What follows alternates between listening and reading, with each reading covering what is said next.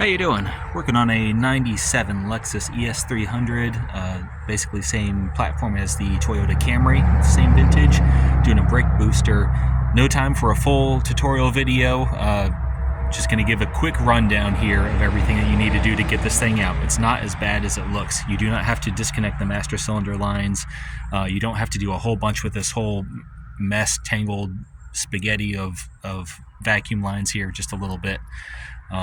But yeah, let's get into it real quick. First of all, the top of the air filter cover comes off.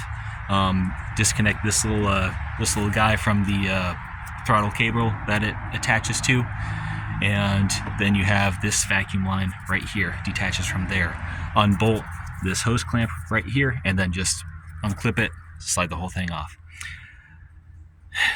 Vacuum line comes off.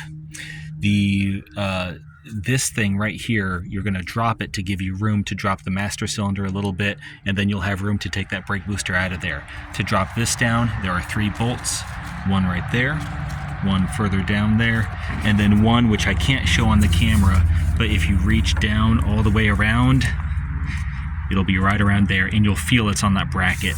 Those 3 bolts are all that is holding this thing on. Disconnect this vacuum line from right up here. I'm going to put it back there. Disconnect this vacuum line from there. By the way, be prepared in case you need to replace any of these vacuum lines or repair them, because it's an old car. So this vacuum line disconnects. This vacuum line comes loose. You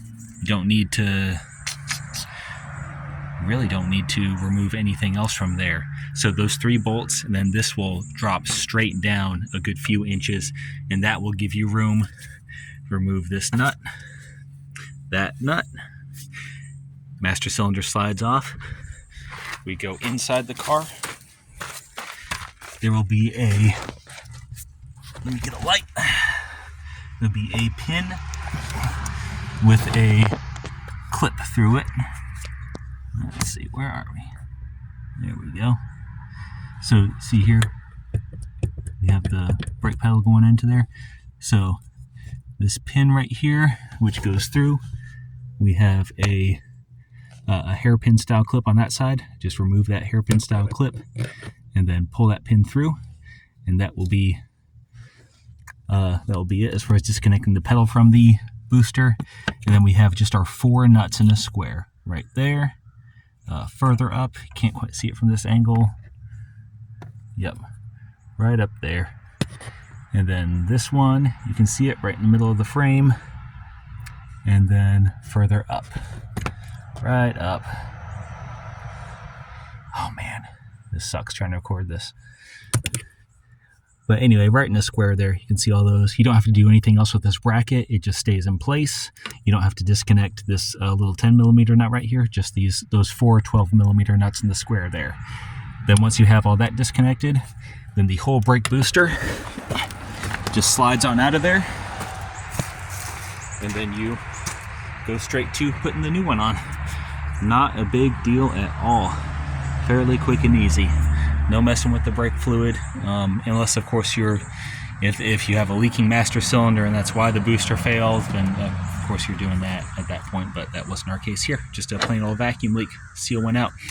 The Advix part is the original Toyota part for this, and in fact it's labeled ASIN on a part that's covered up on it now, but I did take a good look at the new one, and yeah, Advix makes the ASIN part, which is Toyota OEM, and this is a brand new cylinder. It's not a reman, which is pretty impressive for these older cars. Usually it's hard to find anything other than remans, but yeah, definitely worth looking for the Advix part and getting original, new, off-the-shelf Toyota OEM. Good stuff. And then, of course, reinstallation is the reversal removal. Put those nuts back on the inside, clip it back to the brake pedal, put your vacuum lines back where they go in here. I'm just going to go over these real quick in case you loosen something and you can't remember where it goes. So we have this vacuum line going up to there, goes all the way down here into that. We have this tube right here that squiggles around, and that goes into the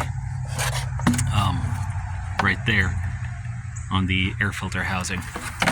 This connector for the MAF sensor on the intake.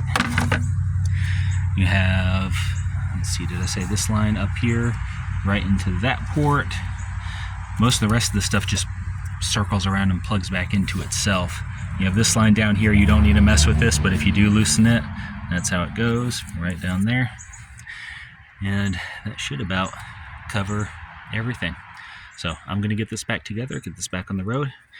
Good luck with it. Y'all have a good one.